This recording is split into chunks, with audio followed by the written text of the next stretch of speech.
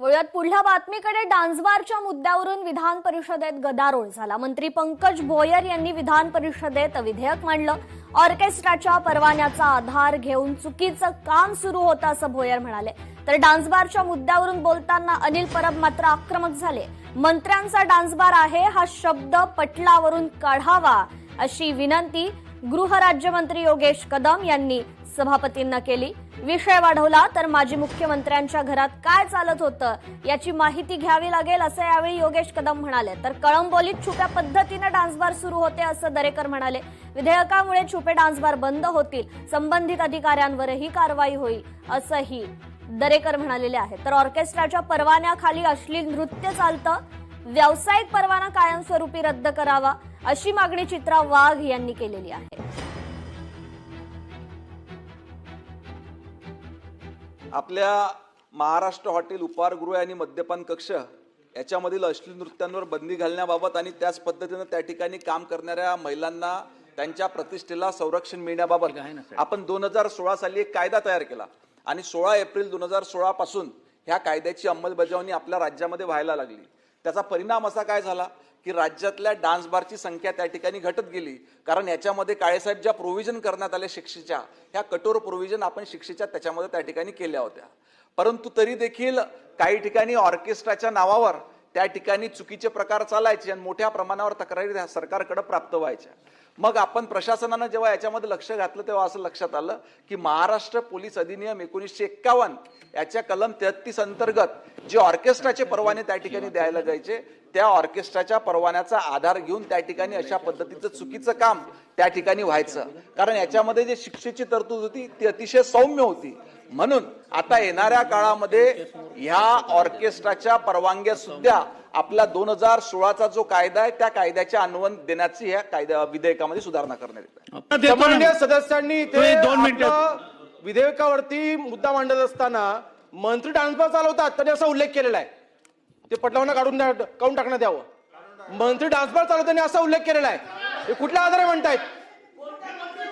आणि माननीय मुख्यमंत्री महोदयांनी चौकशीचे आदेश दिले असतील तर सभागृहामध्ये आपण जरा विचारावं मुख्यमंत्री महोदयांना विधेयकाचा काय संबंध आला. त्यांनी मंत्री महोदय त्यांनी कोणाचंही नाव नाही घेतलं. नाही, पण त्यांनी जो उल्लेख केलेला आहे की मंत्री डान्स बार चालवतात हे रेकॉर्डला काढलं पाहिजे. आपण प्रश्न एकच आहे की याच्यावरती कारवाई होणार की नाही.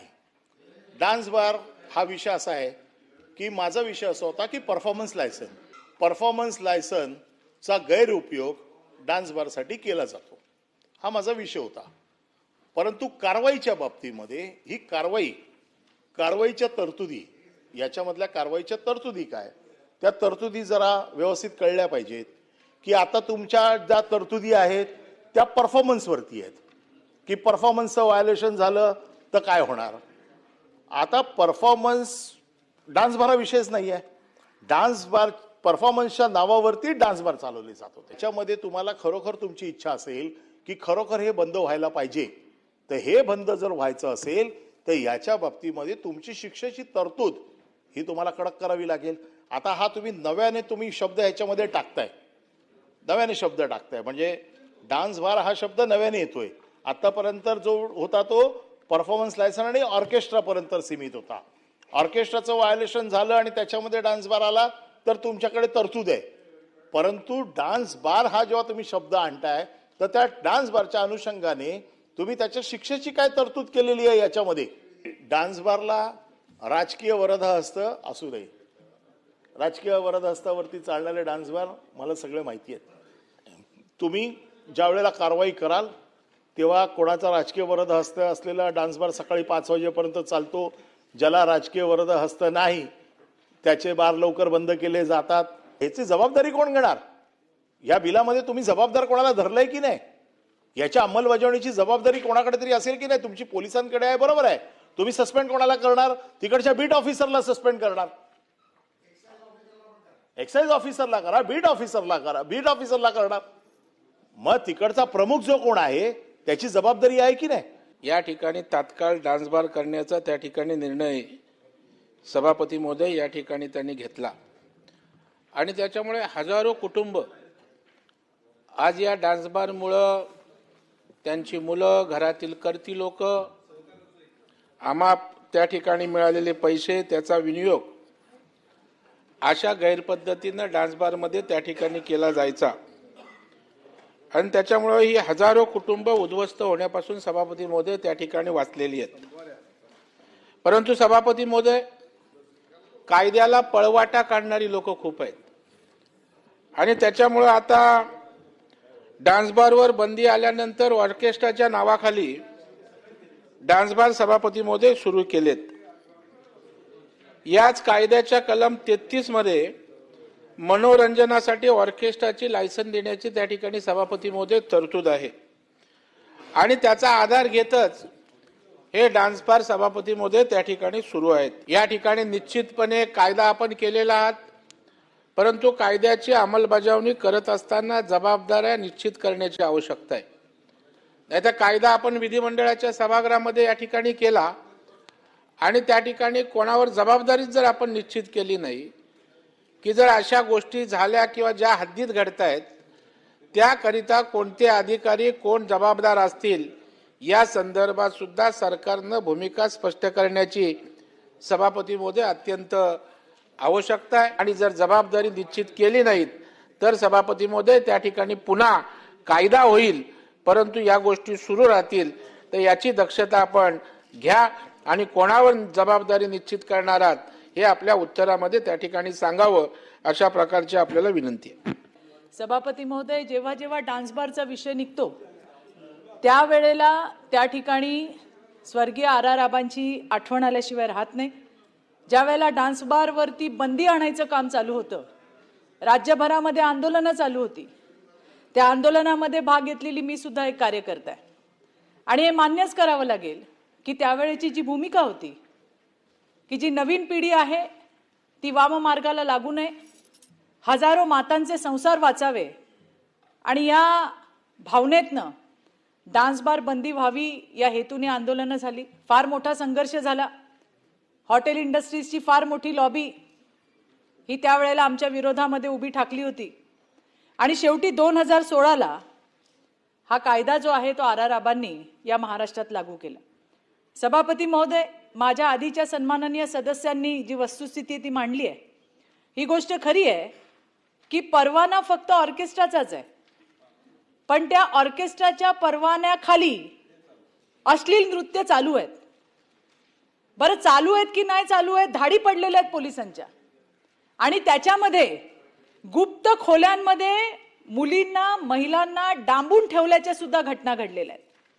आणि त्यामुळे ही तर याच्यामध्ये सुधारणा असावी सभापती महोदय की ज्या ठिकाणी या कायद्याचं व्हायोलेशन होत असेल त्या ठिकाणी फक्त आर्थिक दंड नाही, त्यांचा जो लायसन्स आहे, व्यावसायिक लायसन्स, ते कायमस्वरूपी रद्द करण्यात यावं अशी तरतूद या कायद्यामध्ये आहे का? नसेल तर ती करावी.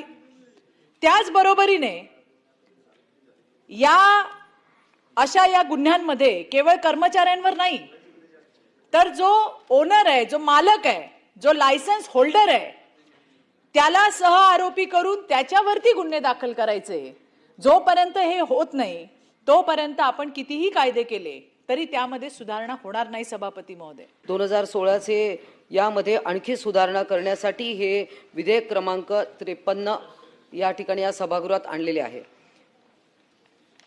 खरं तर याच्यामध्ये बरेच प्रश्न हे उद्दिष्ट आणि कारणे वाचल्यानंतर माझ्या मनामध्ये आले. मुळात म्हणजे ऑर्केस्ट्रा याचं डेफिनेशन, त्याच्यामध्ये परफॉर्मन्स याचं डेफिनेशन आणि त्यामध्ये अश्लील नृत्य हे आपण तिथे पहिले कोण ठरवणार? म्हणजे अनेक ठिकाणी परफॉर्मन्सेस चालू असतील, अनेक हॉटेल्समध्ये असतील, कुठे उपार बार असतील, रेस्टॉरंट असतील किंवा एखाद्या प्रायव्हेट पार्टीमध्ये पण असतील. पहिल्यांदी याला काही सेन्सॉरशिप आहे का? हे नृत्य हे अश्लील आहे की नाही आहे हे ठरवण्यासाठी काही यंत्रणा आपण उभी करणार आहोत का? त्याच्यानंतर तक्रार कोण करणार? जे स्वतः जाऊन आतमध्ये त्याची मजा लुटत असतील ते जाऊन तक्रार करणार किंवा त्याच्यात त्यांना अश्लीलता वाटली ते जाऊन तक्रार करणार. पोलीस स्टेशनमध्ये कुठला स्वतंत्र अधिकारी आहे का?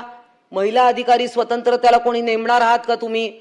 की तिच्याकडे जाऊन किंवा ती जी ऑर्केस्ट्रामध्ये गाणारी मुलगी आहे किंवा नृत्य सादरीकरण करणारी मुलगी आहे, ती जाऊन तक्रार करणार की माझ्याकडून अश्लील नृत्य करण्याचा आग्रह केला जातोय, की मला एखादा व्हिजिटर तिकडे आहे तर अभ्यागत आहे तो मला त्रास देतोय, ही यंत्रणा आपण काही उभी करणार आणि ती कशी असेल याबद्दल मंत्री महोदयांनी स्पष्टीकरण करावं. आता सभापतीमध्ये बिलात काय चाललंय, परफॉर्मन्स लायसन्स जे पूर्वी मिळायचं, ऑर्केस्ट्रा किंवा एखादा लाईव्ह शो असेल, एखादो पियानोचा शो असेल, एखादो कसलाही शो असला प्रवीणजी, परफॉर्मन्स लायसन्स पोलीस स्टेशनकडनं घ्यायचं आणि तो हॉटेलमध्ये चालवायचा. आता ते सुद्धा या ऍक्टमध्ये आणलेलं आहे. का? कारण की सरकारच्या असे लक्षात आले की त्या परफॉर्मन्स लायसन्सच्या नावाखाली डान्स बार चालले होते आणि मग ते चालू नये म्हणून ही कायद्यातली तरतूद आहे. परंतु आता काय झालंय, ते सापाला मारण्याच्या नादात माणूस काठी देखील तुटणार आहे आणि सगळं जाणार आहे. म्हणजे आता अशीच जी हा होईला तर ते आता भारती साहेब, तुम्हाला साधा एक स्टुडंटचा मेळावा घ्यायचा असेल, तिथं परफॉर्मन्स ठेवायचा असेल गाण्याचा, तरी आता या ऍक्ट खाली आपण आलो. परफॉर्मन्स ऍक्ट खाली, यापूर्वी आपल्याला ते वेगळा विषय होता सभापती, आता मात्र या ऍक्ट खाली आलो. आणि हा ऍक्ट सभापती महोदय दंडात्मक तरतूद प्रचंड प्रमाणात आहे. 25 लाखापर्यंतचा दंड आहे, वेगवेगळे दंड आहे 2016च्या कायद्यामध्ये. तेव्हा माझं स्पेसिफिक म्हणणं आहे, आता ह्या परवानग्या सभापती महोदय 2016च्या ऍक्टमध्ये डिस्क्रिशनरी पॉवर जे अधिकाऱ्याला आहेत या परवानग्याच्या, मला वाटते हे करू नये. तुम्ही काय करायला लागलाय की तुमची व्यवस्था, तुमचं प्रशासन त्या ऍक्टची अंमलबजावणी करू शकत नाही, म्हणून मग परफॉर्मन्स लायसन्स सुद्धा तिकडे वळायला लागला. म्हणजे this is failure of our governance.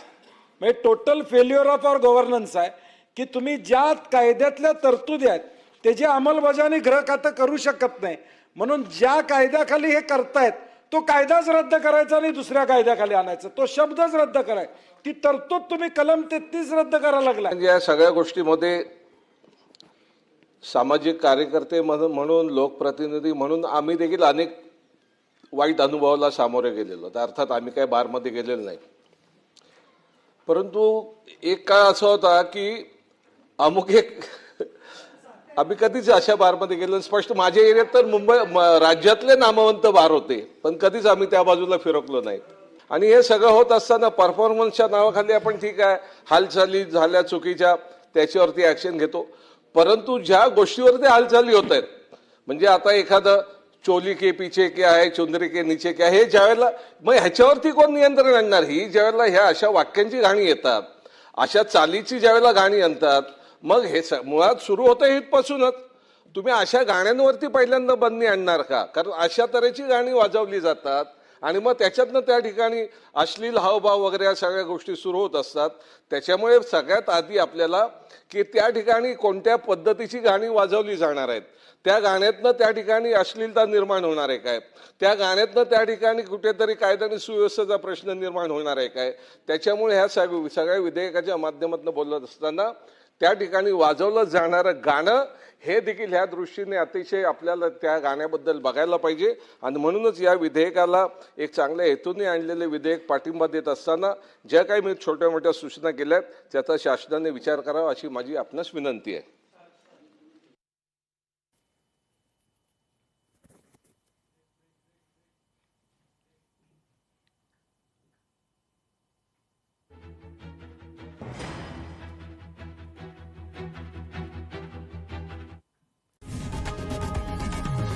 लोकशाही मराठी ऐका, पहा, जागरूक रहा.